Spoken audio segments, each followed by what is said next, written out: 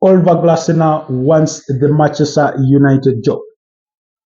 Yes, welcome back to the Football Tribe UG channel. Robert Kesakos is your usual suspect. Welcome back to yet another episode on your favorite football updates channel, coming to you from Kampala, Uganda. Now, the narrative is apparently Crystal Palace manager Oliver Glasner wants the Manchester United job. Now, whether that's true or not will be a matter of time, because only time will tell whether Ruben Amorim will be sacked or will be maintained at Manchester United. But for now, he is maintained. But the cause as to why that rumor has picked momentum in recent times or in recent days is because Oliver Glasner has yet to renew his contract with Crystal Palace. We know that his current contract runs until the end of the current season. That's in the summer of 2026. Having joined the club in February 2024, he's been a good servant for the club, at least so far. As we speak, present day, Crystal Palace, until March the 7th, had been the only team in the Premier League that was still unbeaten. It took until March the 7th, in their game against Everton, that they lost a Premier League game, losing by 2-1. That late winner scored by Jack Grealish, I think in the 3rd minute of stoppage time. Of course, Daniel Munoz had scored to give Crystal Palace the lead in the first half, while a penalty in the second half by Ilman Ndiaye was good enough to cancel out that earlier lead, and then Jack Grealish stole all the 3 points for David Moyes' side for a game that went on until the 112th minute or 12 minutes into stoppage time. So, does that rumor hold any water? Should we take it with a grain of salt? I believe there's no smoke without fire.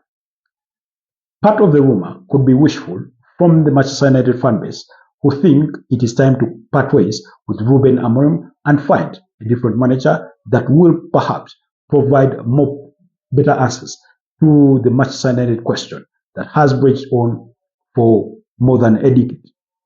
Reason as to why I say that we know that ever since Sir Alex Ferguson left that club, they have never been the same again. We've seen flashes of their brilliancy during the charges of Jose Mario Felix Mourinho, who took charge of the club after the sacking of Louis van Gaal in 2016. And then subsequently, he was equally sacked, and we saw flashes of their brilliance under Ole Gunnar Solskjaer. Under the management or the stewardship of other managers, the likes of Erik ten Hag, David Moyes, who did not last even a year, and the interim Ryan Giggs, Ruud van Nistelrooy, as well as Ralf Rangnick, they've been a mediocre team. They've been a shadow of the winning Manchester United, the theatre of dreams that, as we know them to be, the Red Devils. So, Ruben Amorim's poor results, or run of results, over the last nearly a year, ever since he took charge of the club back in November 2024, have not left him in good books among the certain section of the Manchester United fan base. Some are desperate for him to succeed, as I would want to believe some of his bosses, because they are tired of the cycle. But hire and fire, hire and fire. Every 2 to 3 years, but predominantly every 2 years, Manchester United sack a manager and hire a new one. And yet, they end up in the same cycle. This time around, based on results on paper, it has turned out to be worse than it actually was prior to the sacking of Erik ten Hag. Not particularly in the season in which he was sacked, but on paper, overall, in the games he managed them. He managed them for 2 full campaigns. And it never got as bad as it was last season. Of course, they fired him during the course of last season. I think after only 9 games. And then Ruud van Nistelrooy took over. Now, why do people want Oliver Glasner? First of all, he is Premier League proven. Like I said, he took charge of Crystal Palace in February 2024 after, Roy Hodgson called it quits possibly due to health reasons. He stepped down from the club, which he had taken, resumed managing after the sacking of Patrick Vieira. We know he had to be called out of retirement to help his so beloved Crystal Palace, a team that he had managed before. So he is proven.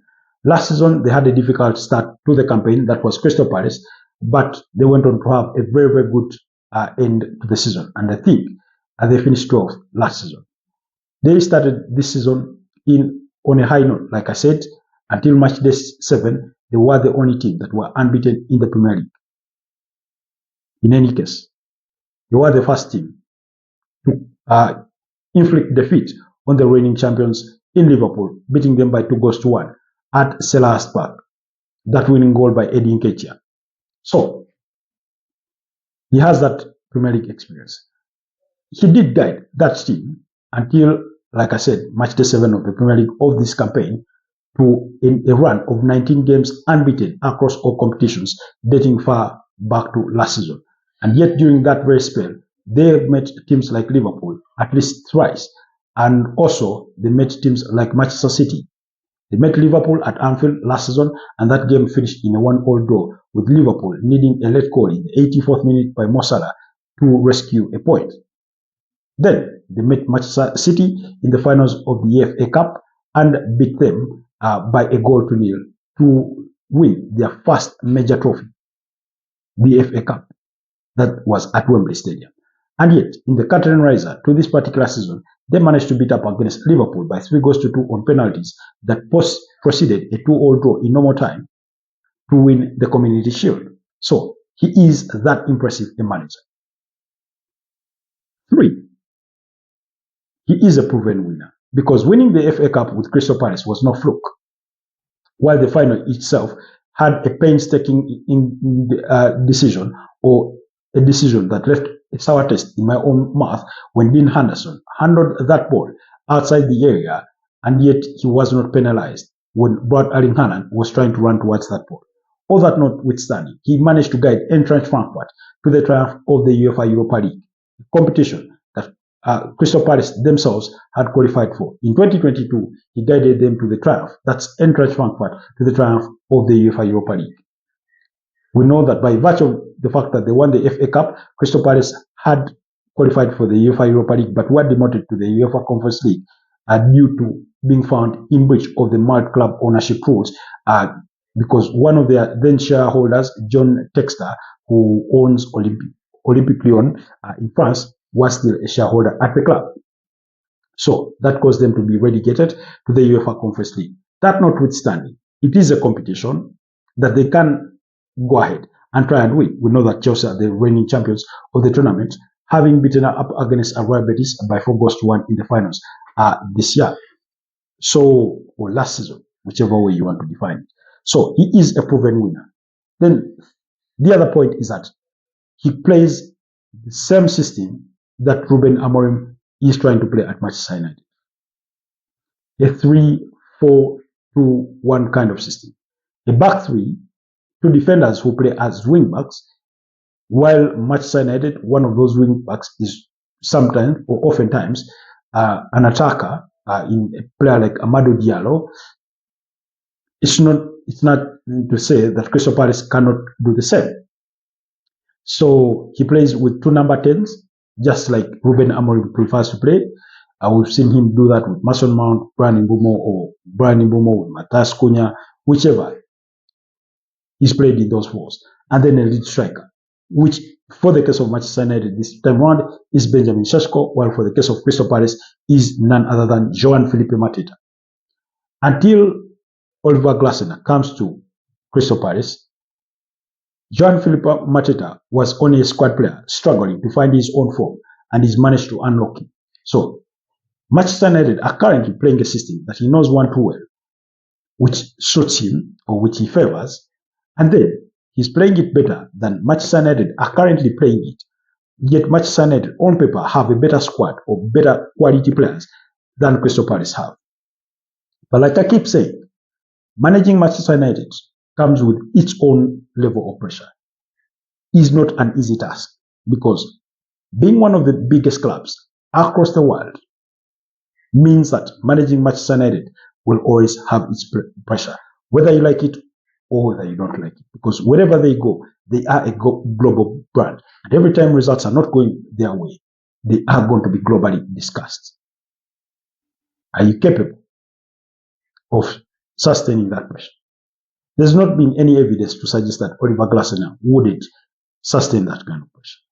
Like I said, so far, this being his second full season running, has proven to us that he is capable and well acclimatized to the Premier League. So, the question is,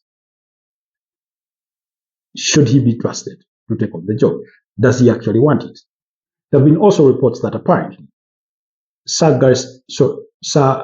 Gary Southgate, who has equally been linked with the possibility of taking on the realms at Manchester United. This rumor goes back to the time prior to the appointment of Ruben Amorim. Apparently, Dan Ashworth, who was part of the Manchester United football decision makers in the ranks at the time, seconded Gary Southgate as opposed to Ruben Amorim. And it has been widely reported of how Sir Jim Ratcliffe is an admirer of the former England manager and ex-Middlesbrough gaffer. So, but rumors suggest that he would turn down the offer if he were to be approached to manage a club like Manchester United. Like I said, they are rumors. We do not know that to be the absolute certainty. Then, the other big question that we ought to answer. Are United going to sack Ruben Amorim?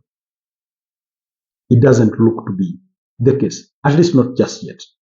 While results may have not gone their way, they are still stuck with him. They have backed him. They've supported him in the transfer window. They've told him that they do consider this as a clean slate, as this being his first full season, which true it is, his first full season. Now, but being at the helm of a club like Manchester United, like I said, comes with its own pressure.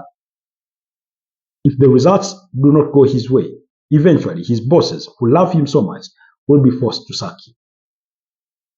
Because in modern day football, it's not about the style you play.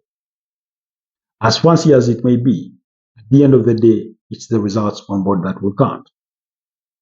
It's the results on board that will count. And for as long as those results do not go his way in the pattern that in which they have been playing, where they win one, lose one, draw the other, that kind of pattern, he had better avoid it this season. Otherwise, he may not live to see the light of day by Christmas. Lucky for him, winning that game against Sunderland prior to this international break gave him a breathing space. We're talking about a team that only plays one game a week, having been knocked out of the Carabao Cup by Grimsby Town. Grimsby Town, a League Two side. That should give him a sigh of relief. Not that he is out of the woods, but at least there will be some positivity to be discussed during the course of the international break about Manchester United. It may take time for a manager of his caliber to build something very concrete with Manchester United, but usually in modern day football, time is of an essence. Time means results. Results mean revenues. So, do let me know what your thoughts are about Oliver Glasner. Do you think he will be an ideal candidate to take on the reins should Manchester United wake up and decide that they are so done with Ruben Amorim? Of course, he's not the only name that has been floated around. The other name has been Andoni Iraola of AFC Bournemouth. Like I said, Gary Southgate as well has been mentioned in those conversations. I do not know whether it's still a rumor. Previously, there's been mentioned admiration for Eddie Howe at Newcastle. But whichever the case it boils down to, what are your views? Do you think Manchester United were tomorrow to part ways with Ruben Amorim? Do you think it will be wise for them? Do you think it will be an ideal solution? Do you think it will be the perfect solution for them to appoint the current Crystal Palace manager, Oliver Glasner. Do let me know what your views are and your thoughts down in the comment section. And I'll see you guys next time. Stay blessed for now. Bye-bye.